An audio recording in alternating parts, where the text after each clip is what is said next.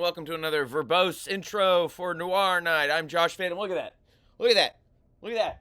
That's not even on purpose. You see that? I didn't do that on purpose. But isn't that noirish? See, it's already gone now. See that? Anyway, tonight we're talking iconic depictions of Americana misery. This is relatable, right? How many times you find yourself hopping from city to city because you got a shady past and you're kind of a scoundrel, but you think you're an alright guy, and you stop at the local diner, barely enough change to afford a cup of coffee, and you fall deeply in love with a snapshot of a fantasy of a life of you and the girl working the counter, and you know her to a T, even though you don't know a thing about her. And she insults you a few times, and that seals the deal. You're ready to ruin your life and hers for just a small taste of the toxicity. I mean, we've all been there, right? Right? The movie we're talking about, Otto Preminger's Fallen Angel. This is a noirish noir. It's so noirish that you can't find a noir, and you won't be able to find any noir else. The lighting, camera moves, the high contrast black and white silhouettes, the diegetic music that blends into the score in a unique way. Dave Raxton's score, that diegetic music. I mean, when that music's diegetic and it still affects the mood and tone of the scene, but it's diegetic, the music. The music's diegetic. It's a story about a drifter grifter who's down on his luck, and he's a con man. He's stranded in a small town between big cities. The very day I hit the town of Walton, I walked right into a smoldering drama. Perhaps if I had moved on,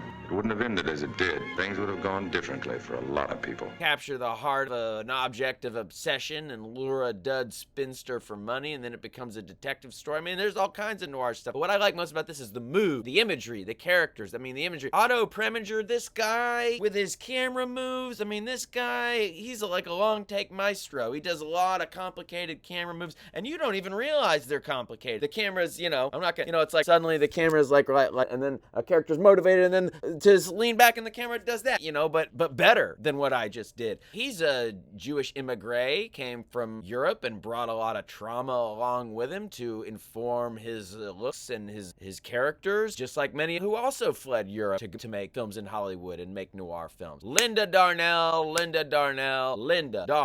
She's probably my favorite part of this movie. Film noir icon. Here she's only 21 in the film, and she was living by herself at age 15. She had an aggressive stage mother who pushed her into modeling and showbiz. A real talent. She had a tumultuous career of ups and downs, romantically connected to types like Howard Hughes, some beer moguls, some American Airlines pilot. She also had an affair for years with Joseph L. Mankiewicz, that's TCM's Ben Manx' great uncle. And she drank a lot of alcohol, and tragically she died in a house fire at age 41. She plays the role of a young woman who's already got miles and miles on her emotional state. She'd like to get out of this dump of a town. The bourbon-blooded Dana Andrews didn't want to do this film. Reunites he and his director of Laura, the famous film noir Laura, Otto Preminger. This is Otto Preminger's follow-up to Laura. Dana Andrews plays a grifter, drifter, shyster, meister, spreading white lies to survive another day, but clearly his paper-thin, slick guy shtick is a protective measure because he's seen some shit. Why else would one dabble in the snake oil biz, huh? He's got bad luck leaking out of his trousers, but then again, why was he trudging through the bad luck puddles? Because it's not a puddle, it's a swamp. He's in the bad luck swampland. You get what I'm saying? Dana Andrews, great actor, and you might think he's stiff and still, but probably because he did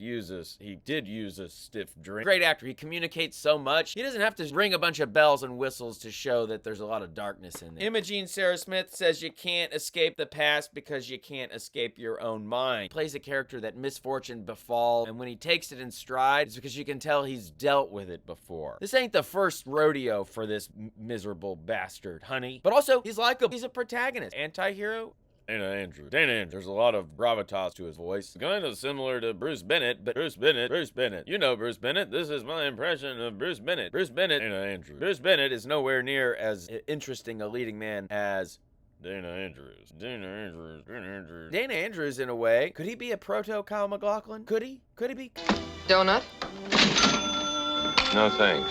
Maybe not. I don't need anything. To quote noir historian Imogene Sarah Smith, he often looks like he has the taste of ashes in his mouth. Great line about Dana Andrews. Dana Andrews. Remember, he's not boring, he's interesting. Now, Alice Faye, she apparently was a big star and a famous singer, and she plays the character of June in this movie. Much has been written about when I read up on this movie, about how she had a lot of her part cut out. She was so mad, Daryl Zanuck, she vowed to stop working at Fox, but honestly, I find her character a dud, so it makes sense to me. Maybe she was was more interesting, but like, I doubt it. More Linda Darnell. But that was the whole point. Zanuck was like, we're gonna push Darnell as the big star. Alice Faye, more like Alice fade into the past. I think that is a direct quote from Daryl Zanuck. It also features John Carradine, who plays a rival shyster, plays a spiritualist who moves through town. John Carradine, legendary character actor, worked for decades, father of Robert Carradine, David Carradine, Keith Carradine. I care a Dean about that trivia. Thought I'd give a change of scenery, you know, to keep it interesting. Charles Bickford, great character actor, and he plays the kind of a wash-up ex-cop in this movie. I like Charles Bickford. He's always good. So,